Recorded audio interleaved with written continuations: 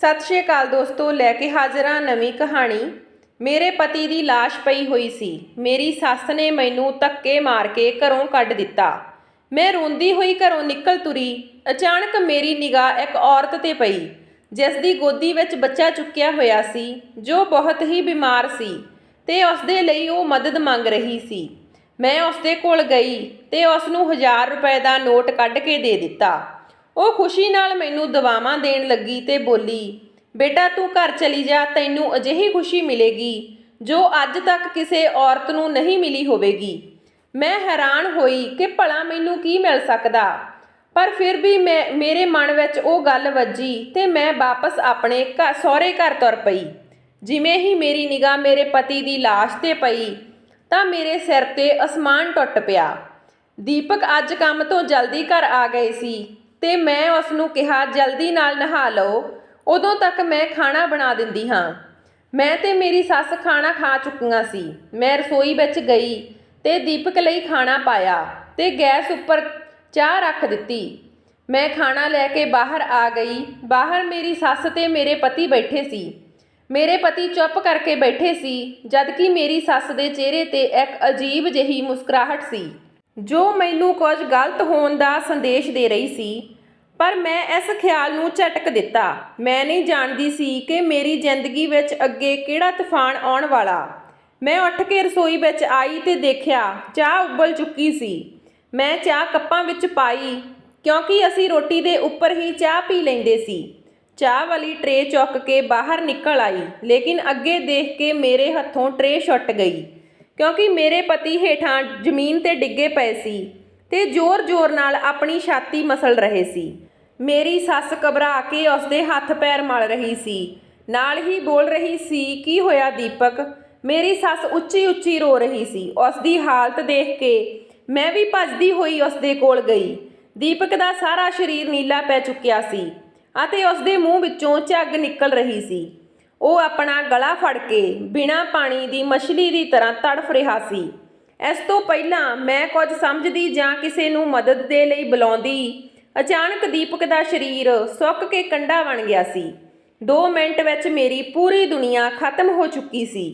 दीपक मैनू अते अपनी मां नूं इकल्ला छड्ड के इस दुनिया तो जा चुकिया सी।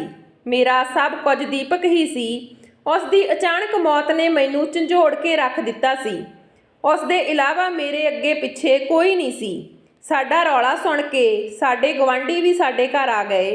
अचानक मैनू अपने आस पास घुटन महसूस होई ते मेरियां अखां दे मूहरे हनेरा आ गया सी। मैनू मेरे आसे पासे दीयां चीज़ां दिसणों बंद हो गईयां। मैं अपना सुध बुध खो बैठी ते अगले ही पल मैं अपने शरीर दे वजन नाल जमीन ते डिग पई। जदों मैनू होश आया तां मैं खुद अपने कमरे विच पई सी। अजे मेरा सिर भारी सी। मैं इधर उधर देखिया तां मेरे पति का बेजान वजूद मेरियां अखां दे सामने आया। मैं जल्दी नाल उठ के बाहर नूं भजी। सवेर हो चुकी सी। मैं पूरी रात बेहोश रही। मैं देखिया कि मेरे पति की लाश अजे भी घर दे बाहर पई सी। मेरी सੱਸ ਉਹਦੇ नाल लग के बैठी सी। उस दियां अखां नूं देख के लग रहा सी जिवें वो पूरी रात नहीं सुती। जवान बेटे का गम जो सी एक मां करदी भी तां की करदी।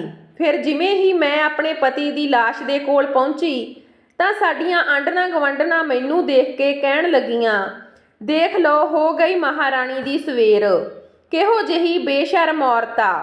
पति की लाश पई हुई आ ते ये अपनी नींद पूरी कर रही आ। थोड़ा बहुता तां शर्म कर लैंदी। बुढ़ी सੱਸ कल शाम दी मुंडे दे मंजे नाल लगी बैठी आ, पानी दा एक घुट नहीं पीता। उस औरत ने फिर भी उसनूं तेरा ही ख्याल सी। कह रही सी मेरी बहू नूं ना उठाओ, उहदी तबीयत खराब हो जाएगी। अते एक तूं आ, पहलां अपने पति नूं मार दिता ते फिर बेशर्मी नाल इस घर विच रह के अपनी नींद पूरी कर रही आ। मैं हैरानी नाल उन्हां दियां गल्लां सुण रही सी। वो किन्नी आसानी नाल सारा इल्जाम मेरे सिर मड़ रहीआं सी। जिवें ही मैं अपने पति दे कोल जाण लगी तां मेरी सੱਸ ने मैनू वालां तो फड़ लिया, तेज झंझोड़ के मैनू परे सुੱਟ दिता। मैं फिर उठ के अपने पति दे मंजे कोल आउण लगी ਤਾਂ ਮੇਰੀ ਸੱਸ ਨੇ ਜ਼ੋਰਦਾਰ ਥੱਪੜ ਮਾਰਿਆ ਤੇ ਕਹਿਣ ਲੱਗੀ, ਮੇਰੀਆਂ ਨਜ਼ਰਾਂ ਤੋਂ ਦੂਰ ਹੋ ਜਾ। ਤੂੰ ਮੇਰੇ ਮੁੰਡੇ ਨੂੰ ਮਾਰਿਆ ਹੈ। ਜਦੋਂ ਦੀ ਤੂੰ ਮੇਰੇ ਬੇਟੇ ਦੀ ਜ਼ਿੰਦਗੀ ਵਿੱਚ ਆਈ ਏ, ਉਸ ਦੀ ਜ਼ਿੰਦਗੀ ਨਰਕ ਬਣਾ ਦਿੱਤੀ। ਫਿਰ ਵੀ ਤੇਰੇ ਕਲੇਜੇ ਠੰਡ ਨਹੀਂ ਪਈ ਕਿ ਉਸ ਦੀ ਜਾਨ ਲੈ ਲਈ। ਮੈਂ ਉਸ ਦੇ ਅੱਗੇ ਹੱਥ ਜੋੜ ਕੇ ਕਿਹਾ, ਮੈਂ ਕੁਝ ਨਹੀਂ ਕੀਤਾ, ਮੈਂ ਉਸ ਦੀ ਜਾਨ ਨਹੀਂ ਲਈ। ਭਲਾ ਮੈਂ ਅਜਿਹਾ ਕਿਉਂ ਕਰੂੰਗੀ? ਮੈਨੂੰ ਮੇਰੇ ਪਤੀ ਕੋਲ ਜਾਣ ਦਿਓ।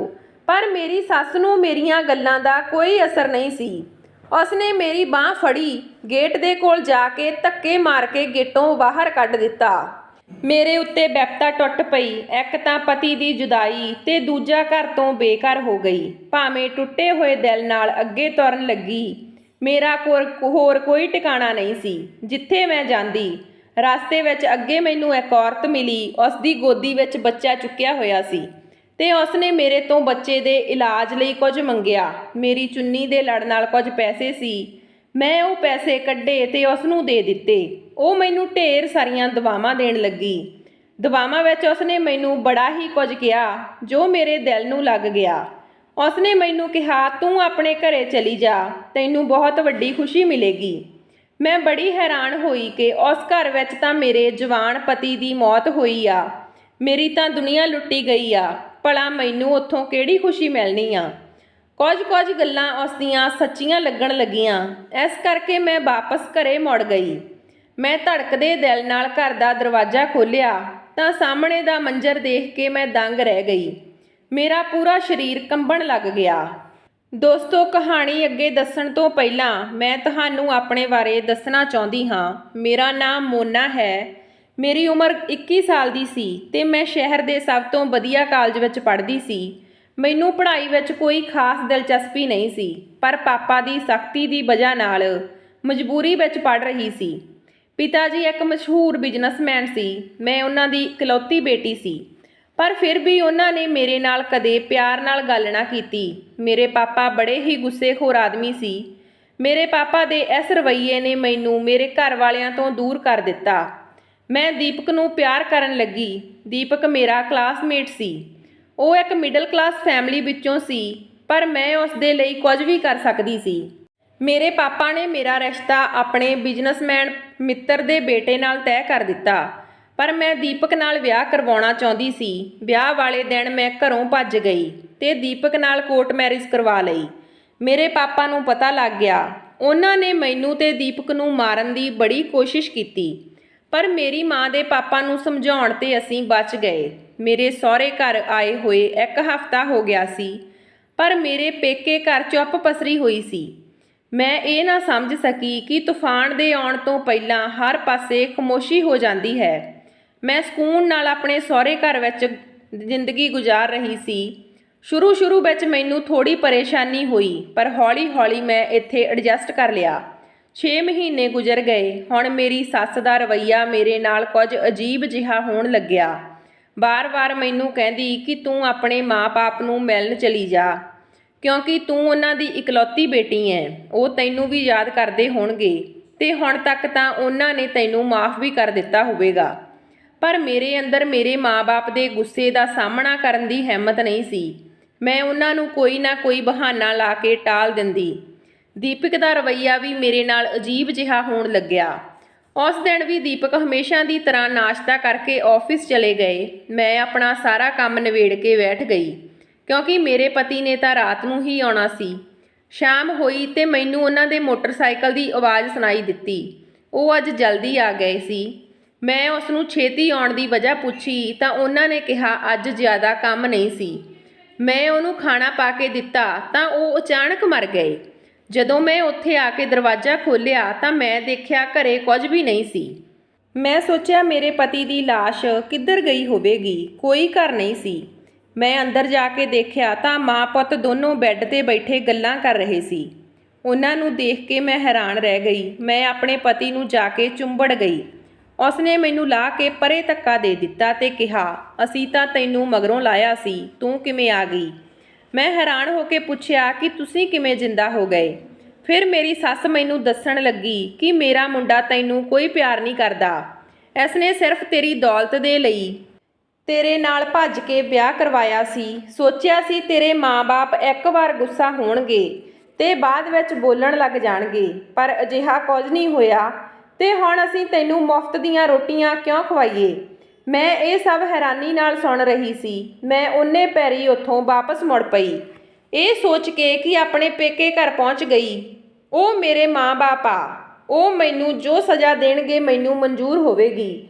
ਮੈਂ ਅੱਗੇ ਜਾ ਕੇ ਦੇਖਿਆ ਤਾਂ ਮੇਰੀ ਮਾਂ ਭੱਜ ਕੇ ਮੇਰੇ ਗਲ ਨਾਲ ਲੱਗ ਗਈ ਤੇ ਉੱਚੀ ਉੱਚੀ ਰੋਣ ਲੱਗੀ ਤੇ ਕਿਹਾ, ਬੇਟਾ ਤੇਰੇ ਪਾਪਾ ਇਸ ਦੁਨੀਆ ਵਿੱਚ ਨਹੀਂ ਰਹੇ। ਇਹ ਸੁਣ ਕੇ ਮੈਂ ਵੀ ਟੁੱਟ ਗਈ, ਕਿਉਂਕਿ ਦੀਪਕ ਨੇ ਤਾਂ ਮੈਨੂੰ ਧੋਖਾ ਦਿੱਤਾ ਹੀ ਸੀ ਤੇ ਹੁਣ ਇੱਧਰ ਪਾਪਾ ਵੀ ਨਹੀਂ ਰਹੇ।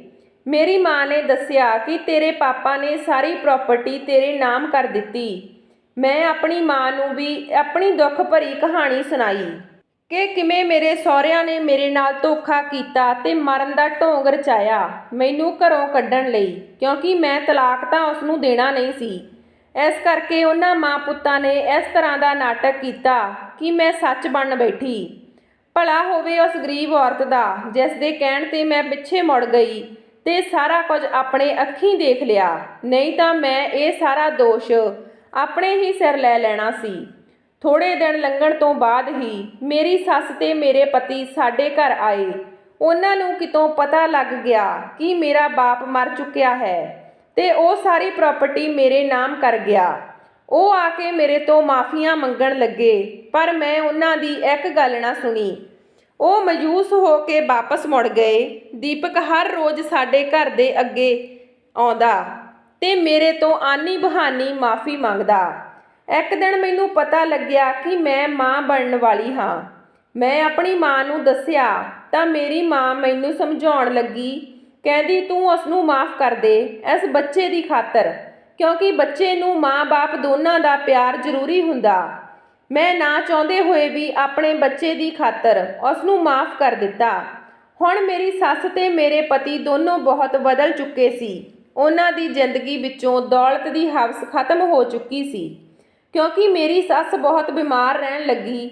ਜਦੋਂ ਉਸ ਨੂੰ ਲੱਗਿਆ ਕਿ ਮੈਨੂੰ ਸਾਂਭਣ ਵਾਲਾ ਕੋਈ ਨਹੀਂ ਤੇ ਮੇਰੇ ਬੇਟੇ ਦਾ ਵੀ ਘਰ ਖਰਾਬ ਹੋ ਰਿਹਾ, ਇਸ ਕਰਕੇ ਉਹ ਇਸ ਮੋਹ ਮਾਇਆ ਨੂੰ ਛੱਡ ਕੇ ਰੱਬ ਰੱਬ ਕਰਨ ਲੱਗੀ। ਪਰਮਾਤਮਾ ਨੇ ਮੈਨੂੰ ਇੱਕ ਮੁੰਡੇ ਦੀ ਦਾਤ ਬਖਸ਼ੀ ਤੇ ਅਸੀਂ ਹੁਣ ਵਧੀਆ ਜ਼ਿੰਦਗੀ ਜੀ ਰਹੇ ਹਾਂ। ਦੌਲਤ ਦਾ ਲਾਲਚ ਇਨਸਾਨ ਨੂੰ ਅੰਨਾ ਕਰ ਦਿੰਦਾ ਹੈ। ਉਹ ਸੰਭਲ ਤਾਂ ਜਾਂਦਾ ਹੈ, ਪਰ ਠੋਕਰ ਖਾਣ ਤੋਂ ਬਾਅਦ।